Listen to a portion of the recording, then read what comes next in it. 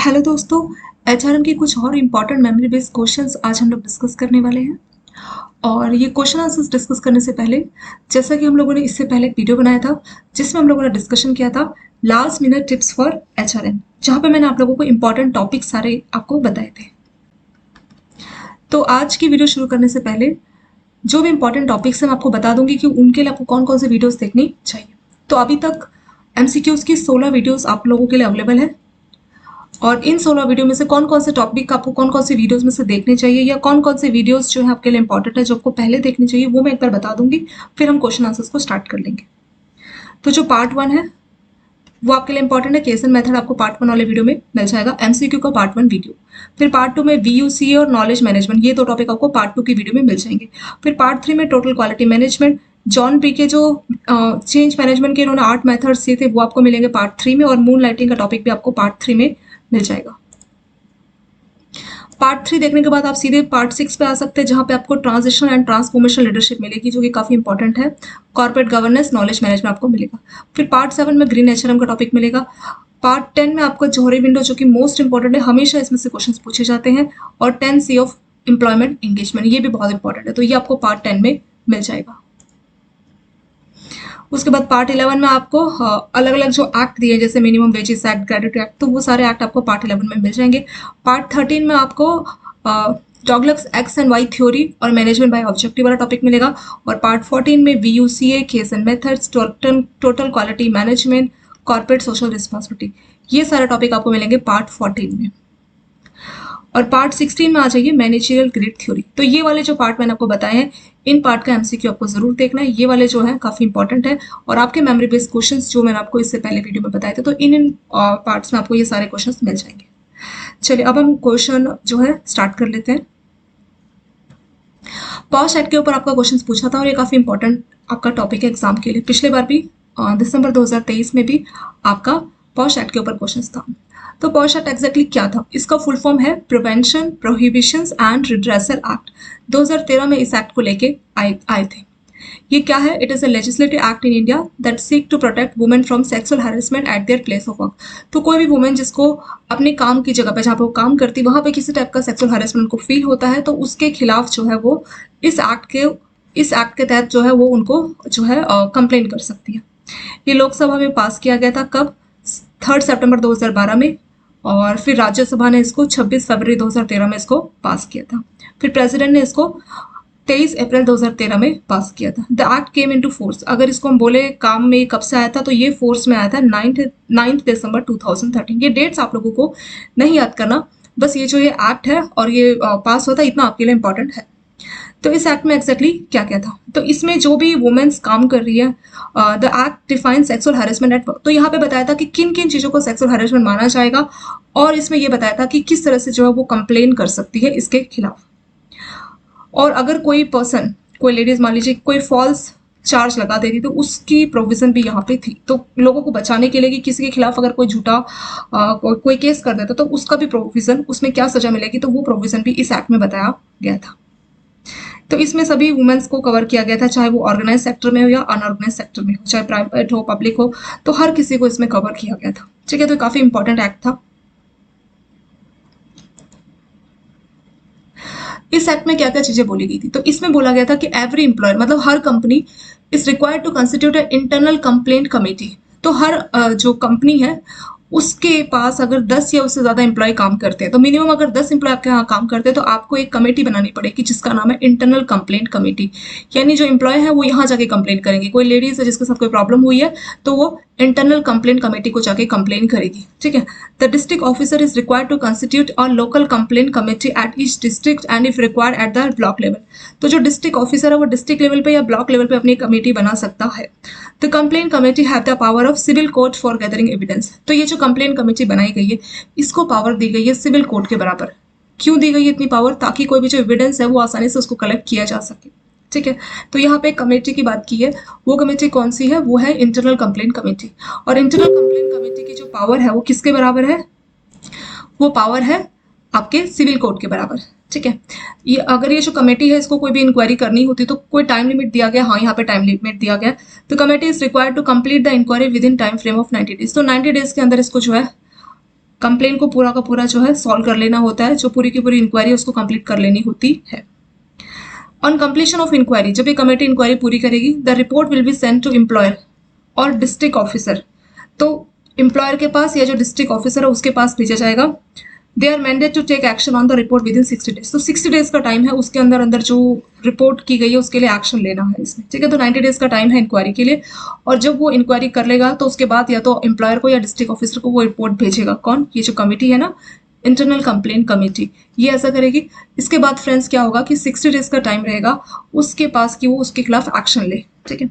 The complaint committee are required to provide for conciliation before initiating an inquiry if requested by the complainant. अगर मान लीजिए complainant कोई अपनी बात बोल रहा है तो उसके लिए भी ये जो कमेटी उसको देखेगी, ठीक है। कंसलेशन का उसको पूरा मौका इसमें देगी। यानी जो खुद कंप्लेन कर रहा है वो बोल रहा है कि मैटर आगे नहीं ले जाना, मैं कंसलेशन के लिए रेडी हूँ, तो इस केस में जो कंसलेशन का भी मौका इसमें दिया जाएगा। अब हम लोगों ने जो पॉश एक्ट वाला टॉपिक कंप्लीट किया, इसके ऊपर कुछ एमसीक्यूज रखे, इनको एक बार देख लेते हैं। What is the time limit for completing the inquiry by the internal committee. तो जैसा कि इंटरनल कमेटी बनाई गई है तो उसको कितना टाइम होता है कि वो इंक्वायरी को कंप्लीट करे। तो वहाँ पे ऑप्शंस दिए गए 30 डेज, 60, 90 या 120। तो यहाँ पे हमने देखा था ना 90 डेज के अंदर उसको जो है इंक्वायरी को कंप्लीट कर लेना होता है। The internal committee is required to complete the inquiry within 90 days from the date of receiving the complaint. तो जिस दिन कंप्लेंट मिली है उसके 90 डेज के अंदर आपका इंटरनल कमेटी को इंक्वायरी कंप्लीट कर लेनी होती है। तो आंसर हो जाएगा ऑप्शन नंबर सी। नेक्स्ट है what action can be taken against employer for repetitive violation of POSH act. अगर मान लीजिए कोई भी कंपनी या कोई भी एम्प्लॉयर वो पॉश एक्ट को मानती नहीं है, फॉलो ही नहीं कर रही हो, ठीक है। 2013 में जो एक्ट आया था उसको मान ही नहीं थी। जो कंपनी है उनको बोला था कि एक इंटरनल इंक्वायरी कमेटी बिठानी है ना, इंटरनल कमेटी जो कि कंप्लेन लेगी एम्प्लॉय से अगर किसको कोई प्रॉब्लम है। तो अगर कोई एम्प्लॉयर मतलब कोई कंपनी अगर पॉश एक्ट को नहीं मानती तो उसके खिलाफ क्या एक्शन लिया जाएगा, ठीक है। तो देखिए क्या होगा। इसमें बोला है कि उसको 50,000 का फाइन लगाया जाएगा। सेकंड में बोला है कि उसका बिजनेस लाइसेंस कैंसिल कर दिया जाएगा। थर्ड में बोला है कि बोथ ए एंड बी, और फोर्थ में बोला है वार्निंग नोटिस। एग्जैक्टली क्या होता है देखिए, एग्जैक्टली क्या होता है कि 50,000 का फाइन भी लगाया जाएगा और उसका जो लाइसेंस है वो भी कैंसिल किया जाएगा, ठीक है। Repetitive violations of POSH act may lead to both a fine up to 50,000 and cancellation of employer licence to conduct business. तो उसका लाइसेंस ही कैंसिल कर दिया जाएगा और उसको 50,000 का फाइन भी लगाया जाएगा।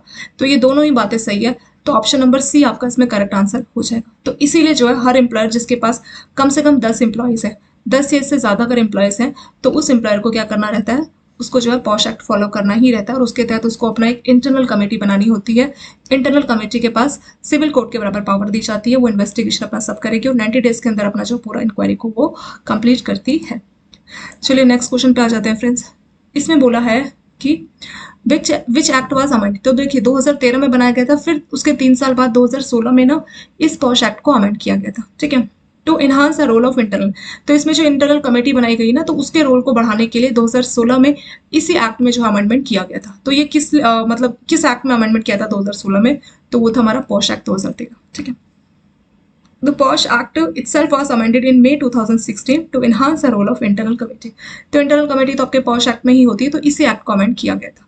तो ऑप्शन नंबर ए आपका हो जाएगा करेक्ट आंसर।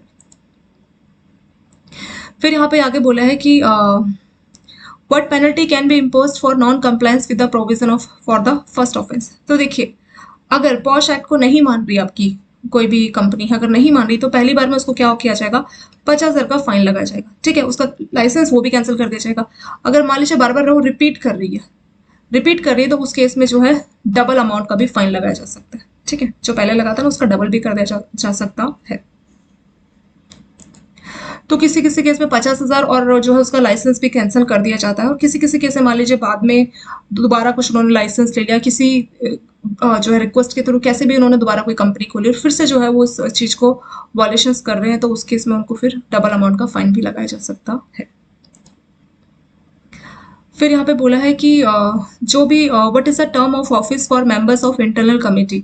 तो जो इंटरनल कमेटी को बनाया जाता है पॉश एक्ट 2013 के हिसाब से, तो उसमें कितने वो जो उसके ऑफिस में जो मेंबर्स है उनका टेन्योर कितना रहता है, ठीक है। तो वो रहता है 3 ईयर्स का। The term of office for members of internal committee is not to exceed 3 years. तो 3 साल से ज्यादा वो नहीं होना चाहिए। सो ऑप्शन नंबर सी यहाँ पे करेक्ट आंसर इसमें हो जाएगा। नेक्स्ट क्वेश्चन है which committee under the POSH act has given similar has given power similar to civil code for gathering evidence. तो ये हम लोगों ने थ्योरी जब पढ़ा था तब हमने देखा था ना कि जो पॉश एक्ट है वहां पे जो इंटरनल कमेटी है उसको पावर दी गई है सिविल कोड के बराबर। ठीक है, तो ऑप्शन नंबर बी हमारा करेक्ट आंसर हो जाएगा। The internal committee under POSH act 2013 has given power similar to those civil code for gathering evidence. तो सिविल कोड के बराबर इसको पावर दी गई है, किसको? इंटरनल कमेटी को। सो ऑप्शन नंबर बी इसमें हो गया करेक्ट आंसर। नेक्स्ट है what is the penalty for breaching confidentiality under POSH act 2013। तो पॉश एक्ट 2013 के हिसाब से जो है कॉन्फिडेंशियलिटी को अगर कोई ब्रीच करता है, कॉन्फिडेंशियलिटी होता है कि वो इन्फॉर्मेशन जो हमें किसी बाहर के साथ शेयर नहीं करना है, ठीक है, या जो सिर्फ ऑथराइज पर्सन है उन्हीं के साथ शेयर करना है। अगर हम क्या करते हैं कि पॉश एक्ट के तहत कॉन्फिडेंशियलिटी को ब्रीच करते हैं, उल्लंघन करते हैं, तो क्या पेनल्टी इसमें होगी? तो यहाँ पे 5,000 का फाइन लगेगा। Breach of confidentiality under the POSH act 2013 can lead to fine of 5,000 का फाइन लगेगा अगर आप कॉन्फिडेंशियलिटी को ब्रेक करते हैं। अगर कोई कंपनी पॉश एक्ट को मानने से मना कर देती तो उसको 50,000 का फाइन और उसको जो है लाइसेंस है वो भी कैंसिल कर दिया जाएगा। और अगर वो रिपीट कर रही है तो मान लीजिए उसने कुछ दोबारा कुछ भी शुरू किया या उसकी कोई दूसरी कंपनी है, कुछ कंपनीज ऐसी होती है ना, कुछ दूसरी या तीसरी उसकी कंपनी है, तो इस कंपनी का उन्होंने जो है लाइसेंस कैंसिल कर दिया, कोई दूसरी कंपनी खोल ली, तो दोबारा से वो उल्लंघन कर रहे तो उस केस में फाइन जो है डबल कर दिया जाता है। इसमें यहाँ पे बोला है कि what action can be taken against a false और मैलिशियस। तो कई बार ऐसा भी तो हो सकता है ना कि जो कंप्लेन कर रहा है वो कोई झूठी कंप्लेन करे, बहुत कम चांसेस है बट ऐसा भी हो सकता है। तो उसके लिए क्या मतलब किया जाएगा, पॉश एक्ट में क्या उसके लिए बोला गया, ठीक है। तो उस केस में क्या हो सकता है कि उस जो एम्प्लॉय ऐसा झूठ बोल रहा है या कोई फॉल्स कंप्लेन कर रहा है तो उसको या तो सस्पेंड कर दिया जाएगा या उसको टर्मिनेशन मतलब जॉब से ही उसको निकाल दिया जाएगा। उससे रिटर्न अपॉलॉजी मतलब लिख के रिटर्न में अपॉलॉजी यानी माफी मांग ली जाए, माफी के लिए उनको एक रिटर्न लेटर देना पड़ेगा। तो इसमें से सारी चीजें की जा सकती है, all the above. A false और malicious complaint under POSH act में फेस एक्शन, सस्पेंशन किया जा सकता है, टर्मिनेशन या रिटर्न अपॉलॉजीज में की जा सकती है। नेक्स्ट क्वेश्चन है what is time limit for filing A complaint under POSH act 2013।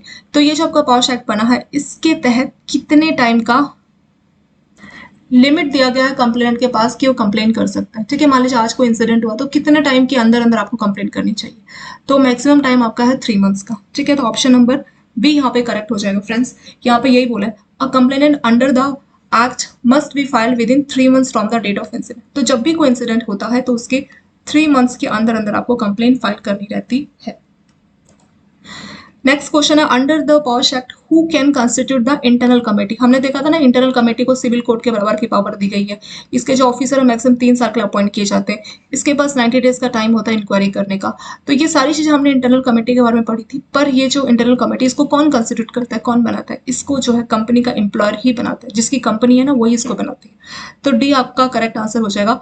The employer is responsible for constituting the internal committee under the posh. तो इस एक्ट के तहत जो इंटरनल कमेटी को बनाने की, कंस्टिट्यूट करने की जो जिम्मेदारी होती है वो होती है आपके एम्प्लॉयर की।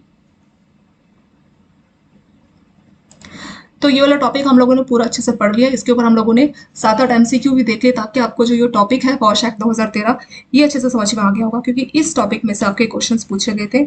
ये आपका मेमोरी बेस्ड टॉपिक है और काफी इंपॉर्टेंट है। एक सिंपल सा क्वेश्चन है what is the role of principle of natural justice in disciplinary proceeding. Principle of natural justice क्या होता है, ठीक है। अब ये कहाँ पे यूज होती है टर्म, पहले हम ये समझते हैं। डिसिप्लिनरी प्रोसीडिंग, मान लीजिए कोई एम्प्लॉयर है, कोई एम्प्लॉय है, कोई किसी ऑर्गेनाइजेशन में काम करता है और उसके खिलाफ कोई फ्रॉड का केस है, कोई भी केस चल रहा है कि उसने कुछ फ्रॉड किया है, उसने कुछ जो है गलत किया। अब जो एम्प्लॉय काम कर रहा है किसी ऑर्गेनाइजेशन में उसके खिलाफ केस चल रहा है तो उसके साथ जो है सही ट्रीट करना चाहिए, मतलब फेयर ट्रीटमेंट होना चाहिए। ऐसा नहीं कि आप उसके साथ बहुत ही गलत तरीका अपना रहे हैं। जो भी प्रूफ्स है मतलब उसको भी अपनी बात रखने का जो है हक मिलना चाहिए, वो भी अपनी बात रख सके, इस तरह से उसको अपॉर्चुनिटी दी जानी चाहिए। वही है प्रिंसिपल ऑफ नेचुरल जस्टिस। कि अगर मान लीजिए आपने किसी ऑर्गेनाइजेशन है, कोई ऑर्गेनाइजेशन है मान लीजिए, वहाँ पे ए नाम का कोई एम्प्लॉय काम करता है, इसके खिलाफ कोई फ्रॉड का केस है, वो सच है या झूठ है वो तो डिसिप्लिनरी प्रोसीडिंग या एक्शन के जो है इंक्वायरी के बाद ही पता लगेगा। तो जब तक उसकी इंक्वायरी चल रही है, जब तक उसको फैसला सुनाया जा रहा है या जो कुछ भी हो रहा है, आपको उसके साथ सही ट्रीट करना चाहिए। और ऐसा नहीं कि वो उसके खिलाफ कोई भी इल्जाम कुछ भी लगा है तो आपको उसकी बात भी सुननी चाहिए। तो फ्रेंड्स इस टॉपिक में यही बोला गया है कि प्रिंसिपल ऑफ नेचुरल जस्टिस का यही मतलब है कि कोई भी एम्प्लॉय कहीं पे काम कर रहा है और उसके ऊपर कोई भी फ्रॉड केस है, कोई भी केस चल रहा है तो उसके साथ भी फेयर ट्रीटमेंट होना चाहिए। अगर मान लीजिए ऐसा नहीं होता या कुछ गलत ट्रीटमेंट उसके साथ होता है तो उस केस में क्या होगा? तो उस केस में जो एम्प्लॉयर है, जो कंपनी है, मान लीजिए कि एबीसी कंपनी का एम्प्लॉय है और यही जो उसके खिलाफ प्रोसीडिंग कर रही है, डिसिप्लिनरी प्रोसीडिंग कर रही है, तो अगर वो सही इस प्रिंसिपल को नहीं फॉलो करती है तो शायद ये पर्सन उसके ऊपर कोई लीगल केस कर सकता है, तो फिर इस कंपनी को कोई लीगल कॉन्सिक्वेंसेज भी फेस करनी पड़ सकती है। तो ये काफ़ी इंपॉर्टेंट हो जाता है कि कोई भी ऑर्गेनाइजेशन अगर डिसिप्लिनरी प्रोसीडिंग्स कर रही है तो प्रिंसिपल ऑफ नेचुरल जस्टिस को उसको फॉलो करना चाहिए। ठीक है, तो इसका आंसर हो जाएगा B, to protect the right of employees. तो ये जो प्रिंसिपल ऑफ नेचुरल जस्टिस है, ये जो आपके एम्प्लॉयज हैं, जो आपके ऑर्गेनाइजेशन में काम कर रहे हैं, उन्हीं के राइट्स को सेव करता है। कौन से एम्प्लॉय? जिसके खिलाफ डिसिप्लिनरी प्रोसीडिंग्स चल रही है।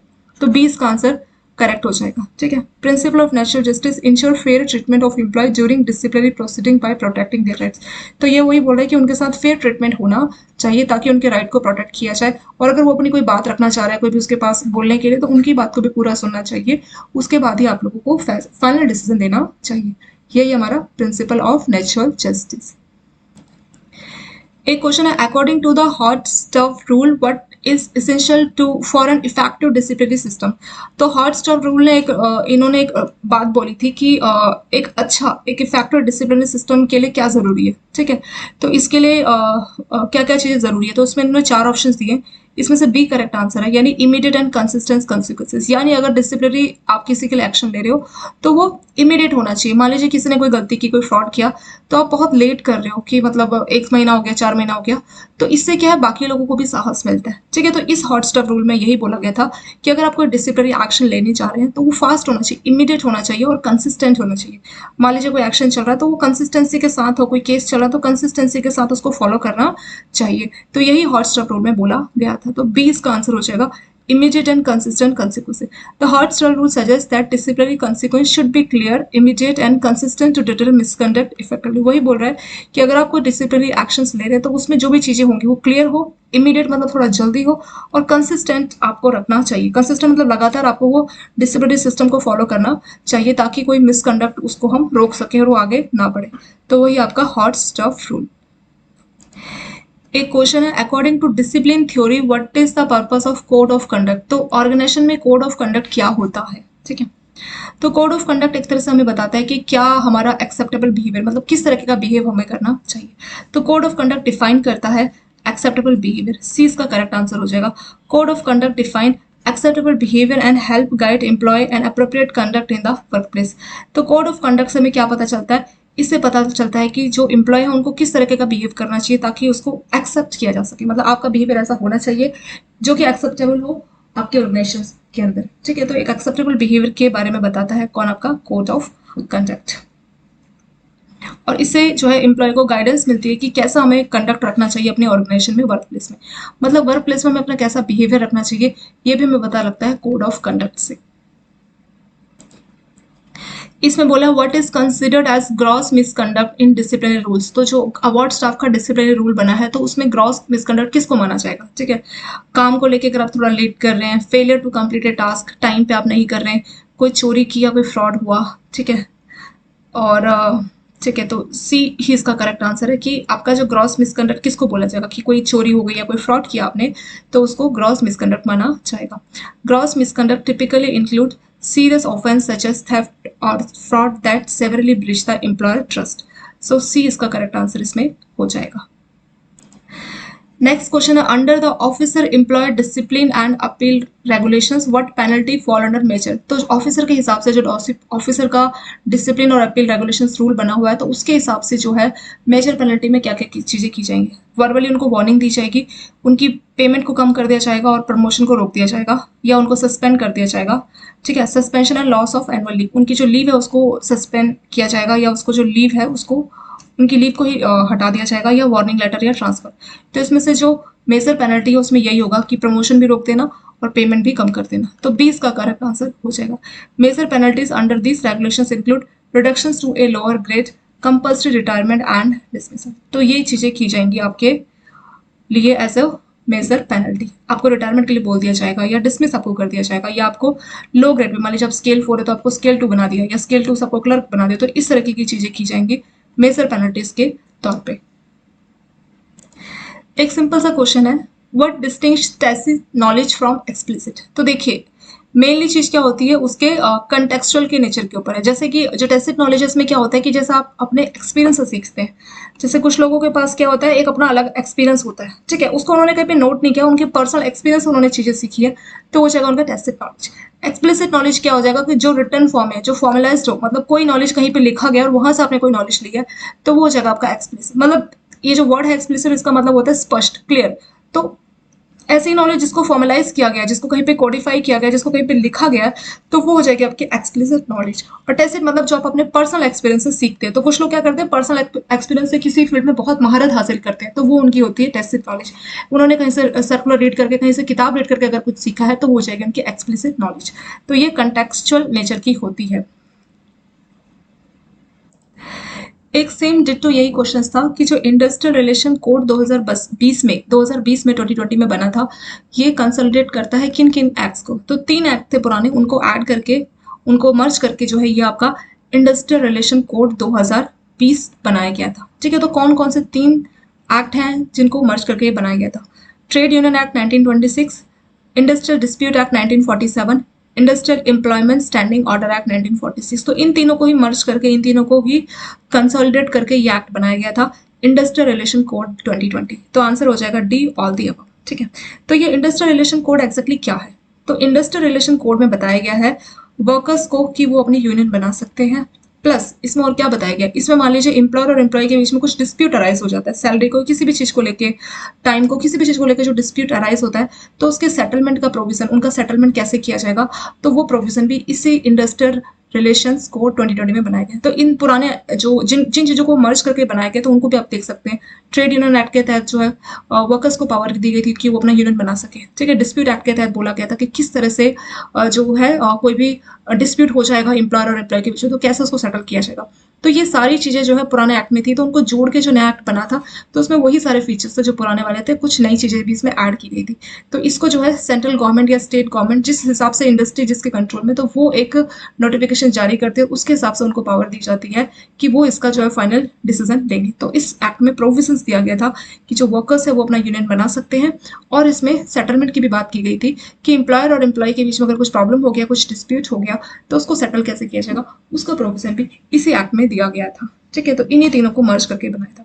क्वेश्चन यही था कि कौन कौन से 3 एक्ट को मर्ज करके आपका इंडस्ट्रियल रिलेशन कोड 2020 बनाया था। तो ये तीनों जो एक्ट है इसको मर्ज करके बनाया था। तो डी हो जाएगा यहाँ पे करेक्ट आंसर।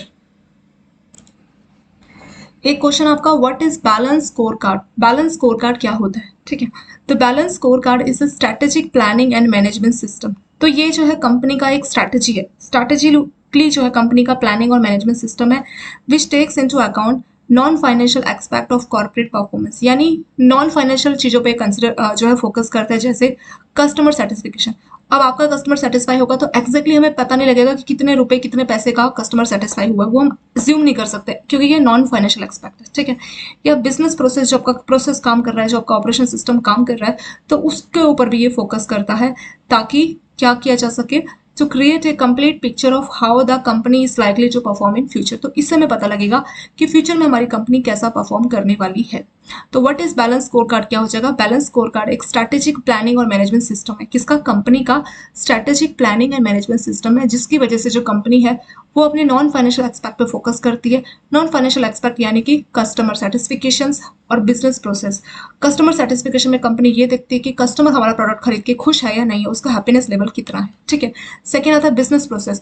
तो इसमें कंपनी अपने ऑपरेशन को, अपने बिजनेस के प्रोसेस को चेक करती है कि कहीं हमारा प्रोसेस कोई स्लो तो नहीं है, या कहीं हम जो टेक्नोलॉजी इस्तेमाल कर रहे हैं वो काफी पुरानी तो नहीं है, कहीं आउटडेटेड टेक्नोलॉजी को तो हम इस्तेमाल नहीं कर रहे। ठीक है, इसको कंपनी देखती है और उसको लगता है कि कहीं पे कोई वेस्टेज हो रही है तो उसको कैसे कम किया जाए, ताकि कंपनी की जो ऑपरेशन एफिशिएंसी है उसको बढ़ाया जाए और बिजनेस प्रोसेस को इम्प्रूव किया जाए। ठीक है, तो इन चीजों पे कंपनी फोकस करती है ताकि कंपनी को पता लग सके, एक पिक्चर उनकी क्लियर हो जाए कि इस तरह से हमारी कंपनी फ्यूचर में परफॉर्म करने वाली है।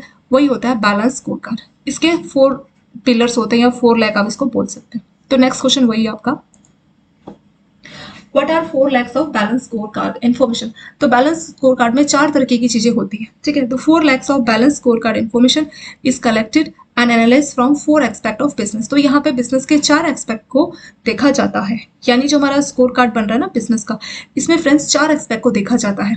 पहला होता है आपका learning and growth, are analyse through investigation of training and knowledge resource.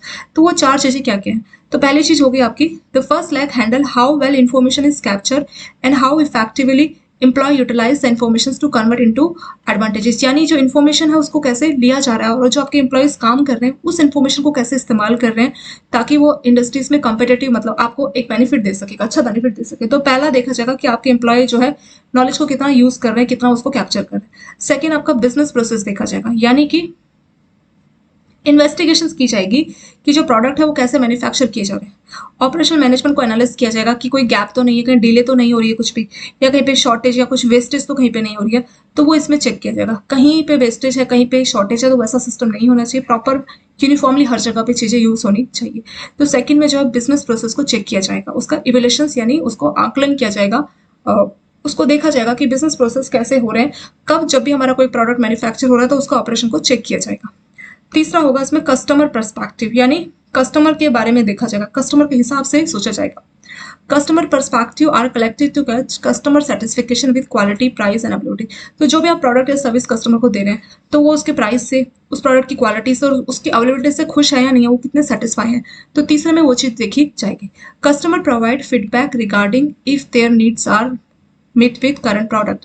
अगर उनकी जो रिक्वायरमेंट थी वो आपने पूरी की तो वो चीज भी उसमें देखी जाएंगी। इसमें कस्टमर जो अपना फीडबैक देते हैं। चौथा और लास्ट हो जाएगा इसमें finally financial data such as sales, expenditure and income are used to analyse financial performance. तो अब इसमें अलग अलग इंडिकेटर्स को समझा जाएगा, जैसे सेल्स कितनी हुई, कितना खर्चा हुआ, कितनी इनकम हुई, तो इन सब की स्टडी 4 लाख में की जाएगी। This financial matrix may include receivables, financial ratio, budgetary variance, or income target. These 4 lakh encompass the vision and strategy of organizations and require active management to analyze the data. तो यहाँ पे बोल रहा है कि ये जो 4 लाख है इसको कंपनी ऑर्गेनाइजेशन स्टडी करती है। Therefore, the balance scorecard is referred to as management tools, not a measurable. तो ये मैनेजमेंट टूल के तौर पे काम करती है। इन 4 लाख से कंपनी को आइडिया लग जाता है कि हमारी कंपनी फ्यूचर में किस तरह से परफॉर्म करने वाली है। ठीक है, सिंपल सा टॉपिक है पर काफी इंपॉर्टेंट है। तो बैलेंस स्कोर कार्ड में क्या होता है कि कंपनी अपनी नॉन फाइनेंशियल एस्पेक्ट जैसे कि कस्टमर सेटिस्फिकेशन, बिजनेस प्रोसेस को चेक करती है और फिर इसके 4 लाख से फर्स्ट में ये कंपनी देखती है कि हमारा जो इन्फॉर्मेशन है उसको कैसे हमारे एम्प्लॉय यूज कर रहे हैं। सेकंड में देखती है कंपनी की हमारा जो बिजनेस प्रोसेस है वो सही तरह से काम कर रहा है कि नहीं कर रहा जब भी कोई प्रोडक्ट बनता है। ठीक है, इसमें कोई डिले तो नहीं हो रहा प्रोडक्ट बनने में, या फिर कोई जो ऑपरेशनल मैनेजमेंट है उसमें कहीं पे वेस्टेज है, कहीं पे शॉर्टेज वैसा तो नहीं है, वो सब इसमें चेक किया जाता है। तीसरा कस्टमर पर्सपेक्टिव, मतलब कस्टमर की नजर से देखा जाता है कि कस्टमर प्रोडक्ट की प्राइस को, क्वालिटी को लेकर और अवेलेबिलिटी को लेकर खुश है या नहीं है। लास्ट में आ जाएगा आपका अलग अलग डेटा, जैसे सेल्स का डेटा, एक्सपेंडिचर मतलब कंपनी का कितना खर्चा है, कितनी इनकम है, कितनी सेल्स है, इन सबको स्टडी किया जाता है। तो इन 4 से कंपनी को पता लगता है कि फ्यूचर में वो किस तरह से परफॉर्म करने वाली है। एक क्वेश्चन ये है आपका, what is Victor H Vroom's expectancy model theory of motivation. ठीक है, मोटिवेशन ये जो थ्योरी दी गई थी ये विक्टर के द्वारा दी गई थी, Victor H Vroom's expectancy model theory of motivation. तो ये थ्योरी क्या बताती है? ये मोटिवेशन के बारे में बताती है कि कोई भी एम्प्लॉय आपकी जगह पे आपकी ऑर्गेनाइजेशन में अगर काम कर रहा है तो कौन कौन से फैक्टर हैं जिससे वो मोटिवेशन फील करेगा। तो वो बात इस थ्योरी में बोली गई थी। ठीक है, विक्टर के द्वारा दी गई थी। मोटिवेशन को लेकर बहुत अलग अलग थ्योरी दी गई थी, जैसे आपका मॉस्लो का अलग थ्योरी था, थ्योरी ऑफ मोटिवेशन, ऐसे करके बहुत अलग अलग थ्योरीज दी गई थी और सब थ्योरी में अपना कुछ ना कुछ बोला गया था। इस थ्योरी में क्या बोला गया था? इस थ्योरी में बोला गया था 3 फैक्टर्स के बारे में, कि 3 फैक्टर्स जो है जिसकी वजह से अगर 3 फैक्टर्स किसी ऑर्गेनाइजेशन के एम्प्लॉय में हो तो वो जो है काफी मोटिवेशन फील करते हैं। वो 3 फैक्टर्स क्या क्या थे उसके बारे में हम लोग बात करेंगे। ठीक है, this theory is also known by other names such as instrumentality theory, path goal theory, balance instrumentality expectancy. तो बोल रहे हैं कि इसको और अलग अलग नाम से जाना जाता है, जैसे इंस्ट्रूमेंटलिटी थ्योरी के नाम से, या पाथ गोल थ्योरी के नाम से, या बैलेंस इंस्ट्रूमेंटलिटी एक्सपेक्टेंसी थ्योरी। तो ये इस थ्योरी के अलग अलग नाम है। एज पर थ्योरी, इस थ्योरी में एक्जैक्टली क्या बोला गया था? तो फ्रेंड्स, इस थ्योरी में बोला गया था कि motivation is determined by the nature of reward people expect to get as a result of their job. तो इसमें ये बोला गया था कि कोई भी पर्सन मोटिवेशन फील कम करता है, जैसे मान लीजिए आप सुबह उठे, ऑफिस गए, फिर घर आए, फिर ऑफिस गए, तो एक तरह से एक लाइफ आपकी चलती जा रही है। तो कुछ ना कुछ ऐसा फैक्टर्स होना चाहिए जो कि आपको मोटिवेशन फील कराए। आप डेली अपने काम के लिए जा रहे हैं, 8 घंटा, 10 घंटा, 12 घंटा आप काम कर रहे हैं, तो ऐसा कौन सा फैक्टर है जिसकी वजह से आप मोटिवेशन फील कर रहे हैं अपने काम को लेके। ठीक है, एक है नॉर्मल काम करना जिसमें आप बस इसलिए कि फैमिली है, घर चलाना है तो उसके लिए आप काम कर रहे हैं। एक है जिसमें आप बहुत मोटिवेशन फील कर रहे हैं, फैमिली में भले कोई ना हो, आपके ऊपर कोई ज्यादा जिम्मेदारियां नहीं हो, उसके बावजूद भी आप बहुत मोटिवेशन फील कर रहे हैं। तो डिफरेंस है। तो यहाँ पे बात की गई है मोटिवेशन की। कोई भी एम्प्लॉय काम कर रहा है और काफी मोटिवेशन के साथ काम कर रहा है तो क्या क्या फैक्टर्स हो सकते हैं, ठीक है। तो यहाँ पे इन्होंने 3 फैक्टर्स की बात की गई थी। तो 3 फैक्टर्स या 3 एलिमेंट्स कौन कौन से? पहला है एक्सपेक्टेंसी, दूसरा है इंस्ट्रूमेंटेलिटी और तीसरा है बैलेंस। इन तीनों के बारे में बात करेंगे। पहला आता है एक्सपेक्टेंसी, दूसरा है इंस्ट्रूमेंटेलिटी और तीसरा है बैलेंस। तो इन तीनों के बारे में थोड़ा थोड़ा देखते हैं। पहला है इसमें हमारा एक्सपेक्टेंसी। एक्सपेक्टेंसी क्या बोलते हैं? ये बोलते हैं कि अगर हमारा एक्सपेक्टेंसी हमारा एक तरीके का बिलीफ है। ये क्या हमारा बिलीफ है? क्या बिलीफ है? कि अगर हम क्या करते हैं, ज्यादा अगर हम लोग ज्यादा एफर्ट्स लगाते हैं, ठीक है, ये हमारा बिलीफ है। क्या बिलीफ है? कि अगर हम ज्यादा एफर्ट्स लगा रहे हैं तो ज्यादा एफर्ट्स लगाने से क्या होगा कि हमारा जो परफॉर्मेंस है वो भी बढ़ेगा। तो ज्यादा एफर्ट्स लगाने से हमारा परफॉर्मेंस बढ़ेगा, उसी हमारे बिलीफ को बोला जाता है एक्सपेक्टेंसी। तो क्या बताता है एक्सपेक्टेंसी? कि हम अगर ज्यादा अच्छा मान लीजिए परफॉर्म कर रहे हैं तो उसके लिए हमें अपने एफर्ट्स को बढ़ाना पड़ेगा। यानी अगर हम एफर्ट्स बढ़ा रहे हैं तो उसकी वजह से हमारा परफॉर्मेंस भी बढ़ रहा है। तो इस बिलीफ को बोला जाता है एक्सपेक्टेंसी। पर ये किस तरह से होगा? अगर हम एफर्ट्स बढ़ा रहे हैं और उसके बाद हम चाह रहे हैं हमारा परफॉर्मेंस बढ़े, तो उसके लिए कुछ फैक्टर्स होते हैं, वो फैक्टर्स उसमें इम्पैक्ट करते हैं। क्या क्या फैक्टर्स हो सकते हैं? कि हमारे रिसोर्सेज कितने हैं, ठीक है, हमें देखना पड़ेगा कि कितने रिसोर्सेज हमारे पास अवेलेबल है। फिर हम देखेंगे कि हम जो एफर्ट्स लगा रहे हैं लेकिन हमारे पास प्रॉपर स्किल्स भी होनी चाहिए। अगर हमारे पास अच्छी स्किल्स है तभी हम एक अच्छा परफॉर्मेंस दिखा सकते हैं। हमारे पास रिसोर्सेज होने जरूरी है, हमारे पास स्किल्स होनी जरूरी है और हमारे पास सपोर्ट होना भी जरूरी है कि हमारे जो सुपीरियर्स है वो हमें सपोर्ट प्रोवाइड करें, तभी हम एक अच्छा परफॉर्मेंस शो कर सकते हैं। तो वही बिलीफ है हमारा एक्सपेक्टेंसी, ठीक है। तो 3 पिलर्स में से, 3 एलिमेंट्स में से पहला है एक्सपेक्टेंसी। एक्सपेक्टेंसी क्या है? एक इंडिविजुअल का बिलीफ, किसी भी आपका, हमारा, किसी का इंडिविजुअल का बिलीफ है कि अगर मैं ज्यादा एफर्ट्स, इसमें बस आपको 2 वर्ड याद रखने हैं। पहला वर्ड है एफर्ट्स और दूसरा वर्ड है परफॉर्मेंस, ठीक है। तो पहला वर्ड क्या है? एफर्ट्स। कि अगर हम ज्यादा एफर्ट्स लगाएंगे, ज्यादा मेहनत करेंगे तो ज्यादा अच्छा परफॉर्म कर पाएंगे, ठीक है। ज्यादा एफर्ट्स ज्यादा परफॉर्म। अब मान लीजिए कोई बच्चा है जो कि 10th क्लास की पढ़ाई कर रहा है, तो उसने क्या किया कि 10 घंटे 12 घंटे बहुत पढ़ाई की, बहुत अच्छे एफर्ट्स लगाए। तो जो उसने 10 से 12 घंटे के एफर्ट्स लगाए अपनी पढ़ाई में, तो उसकी वजह से उसको अच्छा परफॉर्म मिला। शायद वो 90% का परफॉर्मेंस देगा, 95% उसके मार्क्स आए। तो अगर मान लीजिए 10-12 के बदले वो सिर्फ 5 घंटे या 4 घंटे ही पढ़ाई करता, तो उससे शायद उसके परफॉर्मेंस या उसके मार्क्स कम आते। पर ज्यादा पढ़ने की वजह से मान लीजिए किसी का माइंड जो है बहुत ज्यादा शार्प नहीं है, किसी चीज को ज्यादा अच्छे से नहीं समझ पाता, यानी हमारे पास कुछ, मतलब ऐसा नहीं है कि हमेशा आप एफर्ट ज्यादा लगाओगे तो हमेशा ज्यादा परफॉर्मेंस आपको देखने को मिलेगी, ऐसा नहीं है। कुछ फैक्टर्स होते हैं, जैसे आपके पास कितने रिसोर्सेज है, मतलब आप किसी अच्छे स्कूल में पढ़ रहे हैं, किस तरह का स्कूल है, वहां पे आपको किस तरह से पढ़ाया जाता है। दूसरा स्किल्स, कि आपको जो भी सब्जेक्ट है उसमें कितना आपका नॉलेज है, आपका बेसिक कितना क्लियर है, कितनी स्किल्स है उसको समझने के लिए। सपोर्ट, आपके पेरेंट्स कितना आप लोगों को सपोर्ट करते हैं, ठीक है। तो इन्हीं सभी फैक्टर्स की वजह से उस 10th क्लास के बच्चे के मार्क्स अच्छे आएंगे, वो एक अच्छी परफॉर्मेंस शो कर सकता है। तो यही हमारा एक्सपेक्टेंसी। एक्सपेक्टेंसी एक इंडिविजुअल का बिलीफ है कि अगर मैं ज्यादा एफर्ट्स लगाऊंगा तो मुझे अच्छी परफॉर्मेंस देखने को मिलेगी। और इसमें जो है मेनली कुछ फैक्टर्स भी होते हैं कि अगर हमारे रिसोर्सेज कितने अच्छे हमें दिए गए हैं, हमारे अंदर स्किल्स कितनी अच्छी है और हमें कितना अच्छा सपोर्ट दिया गया है। अगर हम ऑर्गेनाइजेशन की बात करें तो अगर हम ज्यादा एफर्ट्स ज्यादा मेहनत कर रहे हैं तो उससे हमारा अच्छा परफॉर्मेंस देखने को मिलेगा। पर साथ साथ जो हमें ये भी देखना पड़ेगा कि हमें किस तरह के रिसोर्सेज दिए गए, जो सिस्टम आप काम करते हैं उसमें इंटरनेट चल रहा है कि नहीं चल रहा है, ये जो सिस्टम है बहुत पुराना तो नहीं, उसमें आपको बहुत टाइम तो नहीं लगता चीजों को करने के लिए। आपके अंदर स्किल्स कितनी है, नॉलेज कितनी है आपकी, और आपको आपके सुपीरियर सपोर्ट करते हैं कि नहीं करते, ठीक है। तो ये सारे फैक्टर्स से डिसाइड होगा एक्सपेक्टेंसी। सेकेंड आता है इंस्ट्रूमेंटलिटी। ये क्या होता है? ये इसी के आगे है कि अगर हमारा परफॉर्मेंस इंक्रीज हुआ, ठीक है, यहाँ पे क्या था? एफर्ट्स परफॉर्मेंस, यहाँ पे शुरुआत हो रही है परफॉर्मेंस से। तो ये बताता है इंस्ट्रूमेंटलिटी कि अगर हमारा परफॉर्मेंस अच्छा है तो उससे हमें एक अच्छा आउटकम देखने को मिलेगा, ठीक है। अगर हमारी परफॉर्मेंस अच्छी हुई तो हमारा आउटकम भी अच्छा होगा। तो ये बोला गया है इंस्ट्रूमेंटलिटी वाली थ्योरी में, ठीक है। अच्छा परफॉर्मेंस इज इक्वल टू अच्छा आउटकम। तो ये रिलेशन बताता है हमारे परफॉर्मेंस और आउटकम के बीच में। तीसरा और लास्ट आपका बैलेंस। बैलेंस क्या बताता है? बैलेंस बताता है कि जो भी हमारा आउटकम मिला, यहाँ पे हमें क्या मिला था? आउटकम, ठीक है। उस आउटकम को हम कितनी इंपॉर्टेंस देते हैं, वो आउटकम कितना इंपॉर्टेंट है हमारे लिए, तो वही हमारा बैलेंस। यानी हम अपने आउटकम को कितना इंपॉर्टेंस देते हैं, हमारे को जो भी आउटकम मिला वो हमारे लिए कितना इंपॉर्टेंट है, तो वो बताता है हमारा बैलेंस। इसको एक बच्चे के एग्जांपल से समझते हैं। मान लीजिए 10th में कोई बच्चा है, उसको पेरेंट्स ने बोला 95% मार्क्स लाने, ठीक है, तुम आईएएस बनना है, कुछ भी ऐसा बोला। उस बच्चे के लिए जो आउटकम है 95% मार्क्स लाना, ये जो भी उसने सोचा है उसके नजरों में उसकी कोई वैल्यू ही नहीं है। मतलब वो जो है, उसका जो इंटरेस्ट है वो क्रिकेट में, किसी फुटबॉल, किसी टीम में उसको जाना है, उसको पढ़ाई से कोई ज्यादा मतलब ही नहीं है। तो यहाँ पे बैलेंस बताता है किसी पर्सन की इंपॉर्टेंस की, जो भी आउटकम उसको मिला है वो आउटकम्स की उसके नजरों में कितनी वैल्यू है, ठीक है।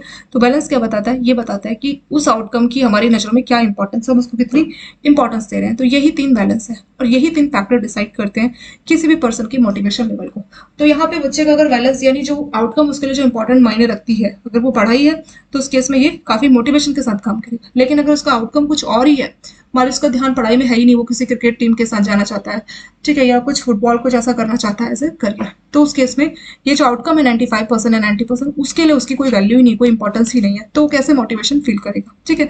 तीनों फैक्टर्स का होना जरूरी है। अगर तीनों फैक्टर्स किसी भी इंडिविजुअल में होंगे तभी वो अपने काम को लेके मोटिवेशन फील करेगा, अदरवाइज मोटिवेशन फील ही नहीं करेगा, ठीक है। तो यही थ्योरी विक्टर के द्वारा दी गई थी। यहाँ पे इन्होंने बोला था कि कोई भी पर्सन अगर काम को लेके मोटिवेशन फील करेगा तो मोटिवेशन के लिए 3 फैक्टर्स होने जरूरी है। पहला एक्सपेक्टेंसी, दूसरा इंस्ट्रूमेंटलिटी, तीसरा बैलेंस। एक्सपेक्टेंसी क्या है? इंडिविजुअल का बिलीफ। क्या बिलीफ कि अगर मैं ज्यादा एफर्ट्स लगाऊंगा तो मेरे को मैं अच्छा परफॉर्म कर पाऊंगा, ज्यादा एफर्ट्स ज्यादा अच्छा परफॉर्मेंस, ठीक है, ये उसका बिलीफ है। और यही बिलीफ बताता है एक्सपेक्टेंसी, ठीक है, वो एक्सपेक्ट क्या कर रहा है, वो बिलीव क्या कर रहा है। फिर इसमें ये भी बोला है कि अगर कोई पर्सन ज्यादा एफर्ट्स लगा रहा है तो उसका परफॉर्मेंस ज्यादा तभी होगा जब उसको अच्छे रिसोर्सेज आप दोगे, उसके अंदर स्किल्स अच्छी होंगी, उसको अच्छा सपोर्ट भी मिलेगा। स्टूडेंट के केस में उसको अच्छे स्कूल में पढ़ाई कराई जा रही है, उसके अंदर स्किल्स भी अच्छी है, प्लस उसको पेरेंट्स का बहुत अच्छा सपोर्ट भी मिल रहा है, तो उस केस में वो अच्छा परफॉर्म कर पाएगा। कब? जब वो ज्यादा एफर्ट्स लगाएगा तब। सेकेंड आता है इंस्ट्रूमेंटलिटी। तो जो आपका एक्सपेक्टेंसी वो आपके एफर्ट्स और परफॉर्मेंस के बीच में रिलेशन बताती है, और इंस्ट्रूमेंटलिटी आपकी परफॉर्मेंस और आउटकम के बीच में रिलेशन बताती है। ये बोलती है कि अगर आपने अच्छा परफॉर्म किया, अच्छा परफॉर्म कर रहे हैं आप, तो आउटकम भी आप अच्छा दिखाएंगे, ठीक है, अच्छी परफॉर्मेंस अच्छा आउटकम, यही आपका इंस्ट्रूमेंटलिटी। तीसरा है आपका बैलेंस। बैलेंस मतलब जो भी आप आउटकम दिखा रहे हैं, जो आपने आउटकम शो किया, वो आउटकम्स की आपकी नजर में क्या इंपॉर्टेंस है, मतलब आप उस आउटकम को कितना वैल्यू देते हैं, तो वही हो जाएगा आपका बैलेंस, कि आपके लिए आपका आउटकम कितना जरूरी है। आप कोई पर्सन है मान लीजिए, उसके लिए जो है पैसा सब कुछ है, पैसा, अब उसके ऑर्गेनाइजेशन जो है उसका आउटकम ये था, मतलब उसको जो आउटकम मिलना था मेहनत से वो था एक सैलरी इंक्रीमेंट। अब आपकी कंपनी ने बोला कि आपको सैलरी इंक्रीमेंट ना मिलके आपको जो है छुट्टी मिल जाएगी, या आप 1 महीने के टूर पे चले जाइए, कुछ भी ऐसा उसको दूसरा ऑफर मिला जो कि पैसों के रिगार्डिंग नहीं था, तो उस चीज की उसके लिए कोई वैल्यू नहीं है। जो आउटकम दिया गया कंपनी के द्वारा उसको कि तुम जो है एक टूर पे चले जाओ या फिर तुम्हें छुट्टी मिल जाएगी क्योंकि तुमने बहुत अच्छा आउटकम शो किया, ये किया, तो उसकी उसके नजर में क्या वैल्यू, मतलब उस आउटकम से उसको क्या मिला, उसकी उसकी नजर में क्या इंपॉर्टेंस है। तो जो भी आउटकम है उसकी इंपॉर्टेंस को ही हम बोलते हैं बैलेंस, कि आप अपने आउटकम को कितना इंपॉर्टेंस दे रहे हैं, तो वही आपके लिए हो जाएगा आपका बैलेंस। तो ये सिंपल सी थ्योरी यहाँ पे आपकी कंप्लीट इसमें हो गई। नेक्स्ट टॉपिक है व्हाट इज स्ट्रेटेजिक एचआरएम। ये टॉपिक काफी इंपॉर्टेंट है, इसके ऊपर आपका पूरा केस स्टडी पूछा गया था 5 नंबर का, तो आप लोगों को मालूम रहना चाहिए कि स्ट्रेटेजिक एचआरएम क्या होता है, ठीक है। शॉर्ट में इसको एस एचआरएम ऐसे लिखा हुआ है, S stands for strategic. Strategic HRM क्या होता है? In simple terms, strategic HRM is a process by which organization utilize the knowledge, skills and ability of its employee in formulations and execution of business strategy। यानी यहाँ पे जो employees, जो company है, जो ऑर्गेनाइजेशन है, वो अपने एम्प्लॉयज की नॉलेज को, स्किल्स को और एबिलिटी को इस्तेमाल कर रही है, किसके लिए? अपनी बिजनेस स्ट्रेटेजी को बनाने और एक्सिक्यूट करने के लिए। यानी यहाँ पे जो इंपॉर्टेंस है वो एम्प्लॉय के ऊपर दी जा रही है। बैंक जैसी इंडस्ट्री जहाँ पे एम्प्लॉय का कंट्रीब्यूशन बहुत ज्यादा मायने रखता है, क्योंकि एम्प्लॉय कैसे कस्टमर के साथ बिहेव करेंगे, ठीक है, बहुत सारी चीजें जो है बैंक के प्रॉफिट को डायरेक्टली इंपैक्ट करती है। तो बैंक जैसे सेक्टर में स्ट्रेटेजिक एचआरएम का बहुत इंपॉर्टेंस होता है। यानी इस जो स्ट्रेटेजिक एचआरएम है, ये एक ऐसा प्रोसेस होता है जहां पे ऑर्गेनाइजेशन, कोई भी कंपनी, कोई भी ऑर्गेनाइजेशन अपने एम्प्लॉयज की नॉलेज का, स्किल्स का, एबिलिटी का इस्तेमाल करती है ताकि वो अपनी बिजनेस स्ट्रेटेजी को बना सके और उसको एग्जीक्यूट यानी उसको पूरा कर सके। तो वही होता है हमारा strategic HRM. Think of it, strategic HRM को आप एज्यूम कर सकते हैं ब्रिज की तरह, ठीक है। एक ब्रिज है, ये ब्रिज का नाम है स्ट्रेटेजिक एचआरएम, ठीक है। और ये ब्रिज किस किस को कनेक्ट कर रहा है? आपके ह्यूमन रिसोर्स को। तो ब्रिज के एक तरफ है आपका ह्यूमन रिसोर्स, आपका स्टाफ, ठीक है, आपके एम्प्लॉय, और दूसरी तरफ है गोल ऑफ कंपनी। कंपनी का गोल है 1,000 करोड़ प्रॉफिट अर्न करना, ठीक है, ये गोल है मान लीजिए। तो स्ट्रेटेजिक एचआरएम को आप एक गोल की तरह समझ सकते, एक ब्रिज की तरह समझ सकते हैं, ऐसा ब्रिज जो आपके ह्यूमन रिसोर्स, आपके स्टाफ को कनेक्ट कर रहा है और आपके गोल को कनेक्ट कर रहा है, ठीक है। आपके ऑर्गेनाइजेशन का क्या गोल है? वो आपके ऑर्गेनाइजेशन गोल है 1,000 करोड़ प्रॉफिट अर्न करना। तो उस गोल को पूरा कैसे किया जा सकता है? आपके स्टाफ के इन्वॉल्वमेंट के बाद ही किया जा सकता है। तो वही आपका हो जाएगा स्ट्रेटेजिक एचआरएम। तो इसको आप एक ब्रिज की तरह एज्यूम कर सकते हैं। ये ब्रिज आपके ह्यूमन रिसोर्स को और आपकी ऑर्गेनाइजेशन के गोल को कनेक्ट करने का काम कर रहा है। फ्रेंड्स यहाँ पे नीचे भी देख सकते हैं, in the context of organisation more of services oriented, जैसे मतलब जो सर्विस इंडस्ट्रीज है, जहाँ पे जैसे होटल हो गया, बैंक हो गया, हॉस्पिटल्स हो गए, तो इस तरह की जो सर्विस वाली जो इंडस्ट्रीज होती है, जैसे बैंक हो गए, तो वहां पे जो स्ट्रेटेजिक एचआरएम है वो काफी इंपॉर्टेंट है, पैरामाउंट, मतलब वो बहुत ज्यादा इंपॉर्टेंट हो जाता है। क्योंकि जो एम्प्लॉयज क्या है, वो आपके प्रोग्रेस में एक तरह से पार्टनर्स के तौर पे काम करते हैं, और जो एम्प्लॉयज है उन्हीं से डिसाइड होगा कि आपकी ऑर्गेनाइजेशन सक्सेसफुली काम करेगी कि नहीं करेगी, ठीक है। तो सर्विस सेक्टर जहाँ पे एम्प्लॉय का कंट्रीब्यूशन बहुत इंपॉर्टेंट होता है किसी भी ऑर्गेनाइजेशन के सक्सेस के लिए, तो वहां पे स्ट्रेटेजिक इंपॉर्टेंट जो एचआरएम वो काफी इंपॉर्टेंट हो जाती है। ये आगे कंटिन्यू होगा। फीचर्स की बात करेंगे कि स्ट्रैटेजिक एचआरएम के क्या क्या फीचर्स होते हैं, तो उसको समरी में समझते हैं। ठीक है, ये एक लिंकेज है, एक्सप्लिसिट मतलब क्लियर, एकदम साफ स्पष्ट लिंकेज है between HR policy and practices and organisation environment. आपकी ऑर्गेनाइजेशन का क्या गोल है और आपकी एचआर की क्या पॉलिसी या प्रैक्टिस है, तो उसके बीच में ये लिंकेज है। कौन? आपका strategic HR. It focus on organisation human resource as a primary source of organisation competitive. तो बोल रहा है कि ये फोकस करता है ह्यूमन रिसोर्स पे, जो आपका स्टाफ है उस पर फोकस करते हैं। क्यों? क्योंकि स्टाफ के इन्वॉल्वमेंट के बाद ही आप अपना गोल जो है अचीव कर सकते हैं। तीसरा है the activity of strategic HRM emphasis the HR programme policy and practices as the mean through which the organisations people can be deployed to gain a competitive advantage. तो इसमें बोल रहा है यहाँ पे इस बात पे फोकस किया जाता है कि एचआर को लेके क्या पॉलिसीज बना रही है, मतलब जो आपका ह्यूमन रिसोर्स उसको लेके आपने क्या प्रोग्राम चलाए हैं, क्या पॉलिसी या प्रैक्टिसेस इस्तेमाल कर रहे हो, क्योंकि इसी की वजह से आप एक कॉम्पिटिटिव एडवांटेजेस ले सकते हैं। आपका जो एचआरएम है ना, इसमें एक कंग्रेंस, एक तालमेल रहता है आपकी एचआर स्ट्रैटेजी के बीच में और ऑर्गेनाइजेशंस की आपकी बिजनेस स्ट्रैटेजी के बीच में। ठीक है, तो जो भी आपकी एचआर एक्टिविटी वो आपका वर्टिकल फिट होगा, वो आपका हॉरिजॉन्टल फिट होगा, और जो आपकी बिजनेस स्ट्रैटेजी है वो वर्टिकल फिट होगा, तो उनके बीच में तालमेल किया जाता है इस स्ट्रैटेजिक एचआरएम की हेल्प से। ठीक है, तो आपकी जो एचआर एक्टिविटी है और आपकी जो ऑर्गेनाइजेशन की एक्टिविटी, ऑर्गेनाइजेशन की जो स्ट्रैटेजी, तो उसके बीच में तालमेल बिठाया जाता है स्ट्रैटेजिक एचआरएम की हेल्प से। फिर आगे बोला है people practice and plan pattern. तो ये सारी चीजें आपके एचआर में की जाती है ना, ह्यूमन रिसोर्स में। तो जो भी ऑर्गेनाइजेशन में काम कर रहे हैं एम्प्लॉयज, तो वो उनको डायरेक्शन दी जाती है। उनको क्या डायरेक्शन दी जाती है? ताकि वो ऑर्गेनाइजेशन के गोल को अचीव कर सके। तो जो भी एम्प्लॉयज काम कर रहे हैं, जो भी पीपल काम कर रहे हैं, तो उनको डायरेक्शन दी जाती है इसमें, ताकि वो ऑर्गेनाइजेशन के गोल के तौर पे काम करें। ठीक है, तो ये टॉपिक आपका सिंपल से यहाँ पे कंप्लीट इसमें हो गया। तो आपको थोड़ा सा आइडिया लगा होगा कि स्ट्रैटेजिक एचआरएम एक्जेक्टली क्या होता है। तो स्ट्रैटेजिक एचआरएम में क्या होता है कि जो एम्प्लॉयज है उन पर काफी फोकस किया जाता है, क्योंकि जो एम्प्लॉयज है, खासतौर के जो सर्विस इंडस्ट्रीज है, वहां पे एम्प्लॉयज का एक बहुत बड़ा कॉन्ट्रीब्यूशन होता है।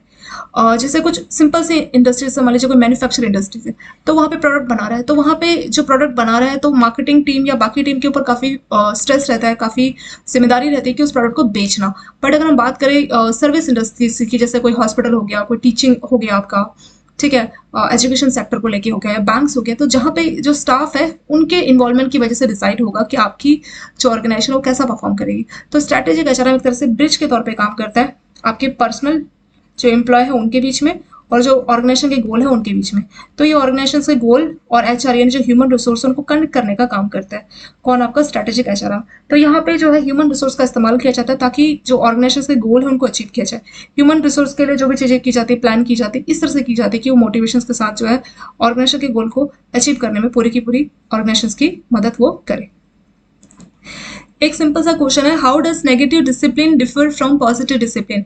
नेगेटिव डिसिप्लिन और पॉजिटिव डिसिप्लिन में क्या डिफर है, क्या इसमें डिफरेंस है? ठीक है, तो बोल रहा है वॉलंटरी एडहेरेंस की वजह से होता है, या पेनल्टिव मेजर्स की वजह से होता है, या टीम वर्क को ये प्रमोट करता है, या ये ओपन कम्युनिकेशन को प्रमोट करता है। तो जो नेगेटिव डिसिप्लिन है वहां पे पेनल्टिव मेजर्स, पेनल्टी का मतलब होता है किसी को सजा देना। ठीक है, कोई सजा देना, कोई पनिशमेंट देना, वो होता है। तो नेगेटिव डिसिप्लिन आपके पॉजिटिव डिसिप्लिन से डिफर इसी वे में होता है। जो बी है, बी आपका करेक्ट आंसर होगा। नेगेटिव डिसिप्लिन में क्या होता है? नेगेटिव डिसिप्लिन मतलब जैसे कोई पेरेंट्स है, पेरेंट्स क्या कर रहे हैं कि बच्चों को बहुत डरा धमका के डिसिप्लिन में रख रहे हैं। ठीक है, मान लीजिए कुछ गलती करे तो आपने उनका एक टाइप का खाना बंद कर दिया या कहीं रूम में उनको लॉक कर दिया, तो इस तरह की नेगेटिविटी, इस तरह की सजा या पनिशमेंट के तौर पर आप डिसिप्लिन करके बैठे हैं, तो वो हो जाएगा आपका नेगेटिव डिसिप्लिन। एक पॉजिटिव डिसिप्लिन क्या है कि जहां पे आप अपने बच्चे के लिए रोल मॉडल के तौर पे काम करते हैं, या आपकी ऑर्गेनाइजेशन में आपकी जो मतलब यहाँ पे क्या होता है कि लोग खुद से, मतलब ऑर्गेनाइजेशन अपने एम्प्लॉय को इतना अच्छा फील कराती है, इतना अच्छा उनको सुविधा देती है कि वो खुद मतलब इंटरनली वो मोटिवेट होते हैं, इंटरनली वो डिसिप्लिन के लिए इंकरेज होते हैं, उनको इंकरेज मिलता है, उनको खुद ही अंदर से फील होता है कि हाँ हमें डिसिप्लिन रहना चाहिए, ये ऑर्गेनाइजेशन हमारी है। वो ऑर्गेनाइजेशन को अपना घर समझ के, अपना समझ के काम करते हैं, तो वो होता है पॉजिटिव डिसिप्लिन। तो डिफरेंस वही है, negative discipline it involve penalty measures, यानी यहाँ पे पनिशमेंट किया जाता है, कहाँ पे? नेगेटिव डिसिप्लिन में। तो बी यहाँ पे करेक्ट आंसर हो जाएगा। Negative discipline relies on punishment to enforce in compliance. तो यहाँ पे कोई आप रूल्स या रेगुलेशंस, अपनी कंप्लाइंस, अपनी बात को रखने के लिए पनिशमेंट दोगे, कोई गलती करेगा तो आप उनको सजा दोगे, पनिशमेंट दोगे। ठीक है, while positive discipline encourage voluntary adherence. तो पॉजिटिव डिसिप्लिन में क्या होता है कि जो इंप्लॉयज हैं वो वॉलंटरी मतलब खुद की मर्जी से एडरेंस मतलब पालन करते हैं, किसका? जो भी आपने कंप्लाइंस, जो भी रूल बनाया उसका वो अपनी मर्जी से पालन करते हैं, खुद से वो इनकरेज है, खुद से वो इतना मोटिवेशन फील करते हैं, इतना पॉजिटिव फील करते हैं कि वो मोटिवेशन होके पॉजिटिव फील करके जो है डिसिप्लिनली काम करते हैं, कंप्लाइंसेस को मानते हैं, तो वो होता है हमारा पॉजिटिव डिसिप्लिन। एक क्वेश्चन है, what is the primary goal of data mining in banking. तो बैंकिंग इंडस्ट्रीज में डेटा माइनिंग का कैसे इस्तेमाल किया जा सकता है, ठीक है। तो बोल रहा है कि अलग अलग पर्सपेक्टिव, अलग अलग हिसाब से डेटा को एनालाइज करना। फिर अगला है समराइज करना, डेटा को यूजफुल इन्फॉर्मेशन में समराइज करना। फिर बोल रहा है कि कस्टमर बेस को इंक्रीज करना प्रमोशन करके, मतलब डेटा माइनिंग जो प्रमोशन करता है ये बोल रहा है। लास्ट में रिड्यूसिंग ऑपरेशन कॉस्ट को कम करने के लिए। जो करेक्ट आंसर वो बी है, समराइज करना। यानी जो डेटा माइनिंग क्या करता है कि जो आपके पास डेटा होता है, बहुत सारा जो डेटा है उसको स्टडी करके एक अच्छी यूजफुल इन्फॉर्मेशन में उसको कन्वर्ट करता है। जैसे आपका समरी है ना, एक चैप्टर है मान लीजिए जिसमें आपके 20 पेज है, डेटा माइनिंग ने क्या किया, वो 20 पेज के चैप्टर से आपको एक समरी दे दी, ठीक है। समरी दे दी जिस जो मान लीजिए 4 या 5 लाइन की या 10 लाइन की, मुश्किल से एक पेज भी नहीं है। तो इससे आपका काफी टाइम भी सेव होगा और आपको सही इन्फॉर्मेशन इससे मिल जाती है। तो वही आपका डेटा माइनिंग, ठीक है। तो ये समरी करने का, समराइज का काम करता है डेटा को यूजफुल इन्फॉर्मेशन में। तो डेटा मतलब बहुत कुछ है इसमें, उसमें काम की चीज क्या है, तो बहुत बड़ी डेटा में से काम की चीज को एक्सट्रैक्ट करना ही हमारे डेटा माइनिंग कहलाता है। तो फ्रेंड्स यहाँ पे लिखा है कि data mining aims to extract patterns and useful insight from large data set. तो हमारे पास जो बहुत सारा डेटा है ना, उसमें से जो पैटर्न है उसको ढूंढना, to help a bank make inform decision that can increase revenue reduce cost. तो इससे क्या होगा कि बैंकों को इन्फॉर्मेशन मिलेगी, उससे वो जो भी डिसीजन लेंगे तो उससे उनको अच्छा प्रॉफिट भी होगा, उनकी कॉस्ट भी कम होगी। तो यही फायदा होता है हमारे डेटा माइनिंग का। तो इसका आंसर हो जाएगा यहाँ पे बी। नेक्स्ट क्वेश्चन है, what is database management system. Database management system primary design to, मतलब डेटाबेस मैनेजमेंट सिस्टम को किस तरह से डिजाइन किया जाता है। डेटा को डिफाइन और कैटेगराइज करना, कैप्चर और एनालाइज करना, डिजाइन और डेटाबेस को क्रिएट करना, ऑटोमेट कस्टमर सर्विस करना। तो करेक्ट आंसर हो जाएगा यहाँ पे बी। डेटाबेस मैनेजमेंट सिस्टम क्या करता है कि डेटा को पहले कैप्चर करता है, ठीक है, और फिर उसको एनालाइज भी करता है। बहुत सारा डेटा अलग अलग सोर्स से उसको इकट्ठा करता है और उसको अलग अलग तरह से एनालाइज करता है। ये काम होता है डेटाबेस मैनेजमेंट सिस्टम का। डेटाबेस मैनेजमेंट सिस्टम एक तरीके का सॉफ्टवेयर ही होता है। DBMS is a software that capture data and allows for its analysis from different perspective. तो ये डेटा को इकट्ठा करता है और अलग अलग पर्सपेक्टिव से डेटा को स्टडी करता है, helping organisation like bank manage and utilise large amount of information effectively. तो जो डेटाबेस मैनेजमेंट सिस्टम होता है ये क्या करता है, डेटा को अलग अलग जगह से इकट्ठा करता है और उसको क्या करता है, एनालाइज करता है। यानी डेटा को कैप्चर भी करता है, उसको एनालाइज करता है। इससे बैंकों को काफी अच्छी इन्फॉर्मेशन मिल जाती है, बैंक बहुत अच्छे से अपनी इन्फॉर्मेशन को अच्छे से वो मैनेज कर सकते हैं, बहुत सारी इन्फॉर्मेशन को भी अच्छे से वो मैनेज कर सकते हैं डेटाबेस मैनेजमेंट सिस्टम की हेल्प से। ये एक तरीके का सॉफ्टवेयर ही होता है। एक क्वेश्चन है, how does data mining support decision making in organisations. तो यहाँ पे बोल रहे हैं कि जो डेटा माइनिंग है वो डिसीजन मेकिंग में कैसे मदद करता है, ठीक है। तो डेटा माइनिंग में क्या होता है कि जो पास्ट ट्रेंड है, जो हिस्टोरिकल ट्रेंड है, उसको स्टडी करके फ्यूचर को प्रेडिक्ट करता है। यानी आपका हिस्टोरिकल ट्रेंड क्या है उसको ध्यान में रख के उसको एनालाइज करके ये फ्यूचर प्रेडिक्ट करता है। कौन, आपका डेटा माइनिंग। डेटा माइनिंग में डेटा का एक्सट्रैक्शन तो किया जा रहा है पर आपका जो पास्ट ट्रेंड है उसको देख के फ्यूचर बता सकता है। तो उस तरह से ये बैंकों की काफी मदद करता है, ठीक है। तो यहाँ पे क्या हो जाएगा, by analysing historical data patterns to predict future trends. तो आप डेटा माइनिंग का इस्तेमाल कब कर सकते हैं, अगर आपके पास पुराना डेटा है उसकी हेल्प से आपको कोई फ्यूचर ट्रेंड जानना है तो उसमें आप डेटा माइनिंग का इस्तेमाल कर सकते हैं। तो बी इसका हो जाएगा करेक्ट आंसर। एक बहुत ही सिंपल क्वेश्चन है, what is the primary function of artificial intelligence in banking. तो बैंकिंग में आर्टिफिशियल इंटेलिजेंस का क्या फायदा होता है, ठीक है। तो यहाँ पे ये सबसे बड़ा फायदा है कि जो भी प्रोसेस है उसको, जो भी आपका रूटीन प्रोसेस है उसको ये ऑटोमेट करता है और डिसीजन मेकिंग में मदद करता है, ठीक है। तो सी आंसर हो जाएगा। आर्टिफिशियल इंटेलिजेंस से क्या होगा कि जो भी आपका रूटीन प्रोसेस है उसमें उसको ये ऑटोमेट करता है और डिसीजन मेकिंग में आपकी अच्छी मदद करता है। तो ये इसका सी इसका करेक्ट आंसर हो जाएगा। और फ्रेंड्स इसके साथ जो इंपॉर्टेंट क्वेश्चन आंसर है ये यहाँ पे वीडियो हो गया कंप्लीट। टू हैंड्स का ऐप आप लोग डाउनलोड कर सकते हैं, वहां से आप क्या कर सकते हैं कि जो चैप्टर वाइज एमसीक्यूज मैंने कुछ आप लोगों के लिए अपलोड किए हैं तो उन चैप्टर वाइज एमसीक्यूज को आप अवेल कर सकते हैं। और जैसे मैंने आप लोगों को लास्ट मिनट टिप्स वाले में बताया था कि 450 प्लस जो है आपको एमसीक्यू मिलेंगे, वो आपको जो 3 मंथ्स का कोर्स है वहीं पे मिलेंगे। तो कुछ कमेंट्स हमारे बैंक का दोस्तों के थे कि जो एमसीक्यू है नहीं मिल रहे, तो आप 1 मंथ नहीं बल्कि 3 मंथ वाले कोर्स पे जाइए, वहां पे आप उसको देख सकते हैं 450 प्लस एमसीक्यूज को। और आप चैप्टर वाइज एमसीक्यू भी दे सकते हैं, उनसे आपको काफी अच्छी इसमें मदद हो जाएगी। Okay friends, thank you so much for watching this video.